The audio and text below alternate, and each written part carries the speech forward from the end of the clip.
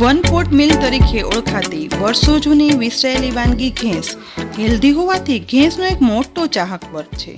Kitchen સિરીઝમાં આજે આપણે 2 પ્રકારની ઘેંસ બનાવવાના છીએ, જેમાં પહેલી ઘેંસ જેને વિટામિન B12ની ઉણપ હોય ને તેના માટે ઉપયોગી, અને બીજી ઘેંસ છે ને ખાસ જેને ડાયાબિટીસ હોય અથવા વજન ઉતારવું હોય ને તેના માટે ઉપયોગી છે. તો ચાલો બંને પ્રકારની ઘેંસ બનાવવાનું શરૂ કરીએ. પહેલી ઘેંસ બનાવવા માટે આપણે 1/4 કપ ચોખાની કણકી લેવાની છે.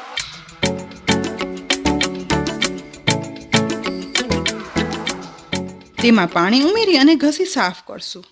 પાણીના સાફ કરી અને તે પાણી કાઢ્યા પછી અહીં મેં અડધો કપ ખાટું દહીં લીધું છે.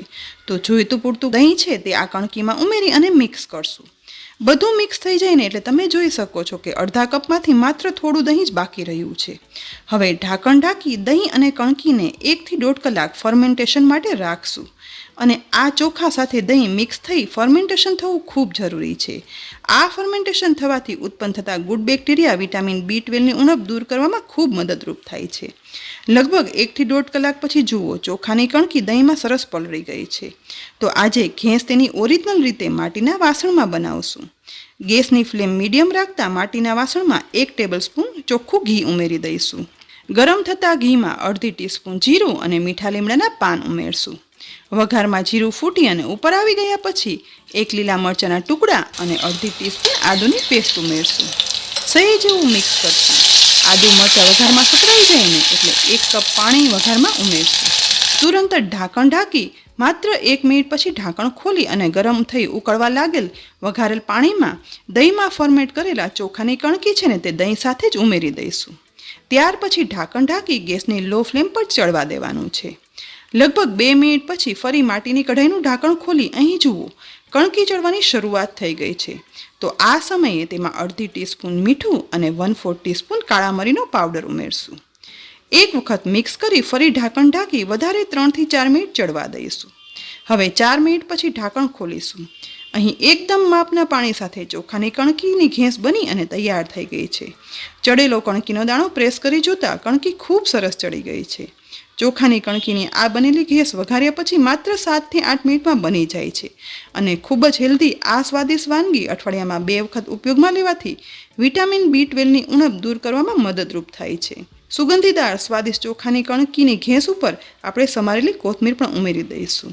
અને હવે હેલ્ધી ઘેંસને પીરસી લેવાની છે. પરંતુ જે લોકો ડાયાબિટીસના દર્દી છે ને તે ચોખા ના ખાઈ શકે, તો તેના માટે આજે આપણે ચોખાની કણકીના બદલે ડાયાબિટીસના દર્દી માટે આશીર્વાદરૂપ કોદરીની ઘેંસ, અને તે પણ પહેલી ઘેંસથી બિલકુલ અલગ રીતે વેજીટેબલથી ભરપૂર વધારે હેલ્ધી બનાવીએ. ડાયાબિટીસ અને વજન ઉતારવા માટે ખૂબ જ ઉત્તમ સામા જેવું સફેદ અનાજ કોદરી તે ઘઉં કરતાં 100 ગણું વધારે શક્તિશાળી ફાઇબરયુક્ત આ અનાજ પચવામાં સરળ, પિત્ત દૂર કરનાર અને સાથે ડાયાબિટીસ માટે ઉત્તમ કહેવાય છે. રોગ પ્રતિકારક શક્તિ વધારનાર અને વજન ઘટાડનાર આ કોદરી અહીં આપણે 1/4 કપ લીધી છે.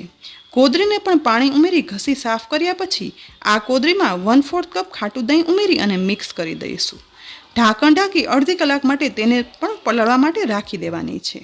અડધી કલાક પછી અહીં દહીંમાં કોદરી સરસ પલળી ગઈ છે. તો હવે કોદરીની ઘેંસ બનાવવા માટે ગેસની લો ફ્લેમ પર ગરમ થતી કઢાઈમાં 1 ટેબલસ્પૂન ઘી ગરમ કરવા ઉમેરશું. આમ પણ વજન ઉતારવા માટે તેલ કરતાં ઘીનો ઉપયોગ છે ને તે વધારે સારો કહેવાય છે.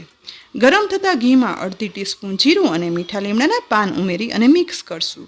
તુરંત જ તેમાં લીલા મરચાંના ટુકડા અને અડધી ટીસ્પૂન આદુની પેસ્ટ ઉમેરી દઈશું. એક વખત વઘારમાં મિક્સ કરી અને તેમાં પસંદગી પ્રમાણેના વેજીટેબલ ઉમેરવાના છે. અહીં મેં સમારેલા ગાજર, અમેરિકન મકાઈ અને લીલા વટાણા ઉમેરી દીધા છે.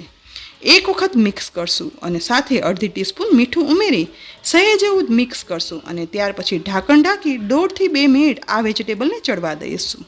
લગભગ 2 મિનિટ પછી ઢાંકણ ખોલી અને ચેક કરતા અહીં વેજીટેબલ જુઓ અધકચરા ચડી ગયા છે. તો આ સમયે 1/8 ટીસ્પૂન હળદર પાવડર અને અડધી ટીસ્પૂન લાલ મરચું પાવડર છે ને તે ઉમેરી દેવાનું છે. સહેજ જેવું મિક્સ કર્યા પછી દહીંમાં પલાળેલ કોદરીને આ ચડતા વેજીટેબલમાં ઉમેરી દઈશું. વેજીટેબલ સાથે દહીંમાં પલાળેલી કોદરી છે ને તે વ્યવસ્થિત મિક્સ થઈ જાય ને એટલે તેમાં 1 કપ પાણી પણ ઉમેરશું. પાણી મિક્સ કરી અને ઢાંકણ ઢાંકી લગભગ 4 થી 5 મિનિટ ચડવા માટે રાખી દઈશું. 4 મિનિટ ચડ્યા પછી ઢાંકણ ખોલી અને કોદરી ચેક કરશું. કોદરી ચડવામાં ચોખાની કણકી કરતાં વધારે સમય લે છે. અહીં કોદરી પૂરી ચડી નથી તો વધુ અડધો કપ પાણી ઉમેરી દઈશું. પાણીને ચડતી વેજીટેબલ કોદરીમાં મિક્સ કરી ફરી ઢાંકણ ઢાંકી અને ચડવા રાખીશું. લગભગ વધારે 3 મિનિટ ચડ્યા પછી હવે જુઓ, ઉમેરેલું પાણી એકદમ માપનું થઈ અને ચડતી કોદરી એકદમ સરસ થઈ ગઈ છે.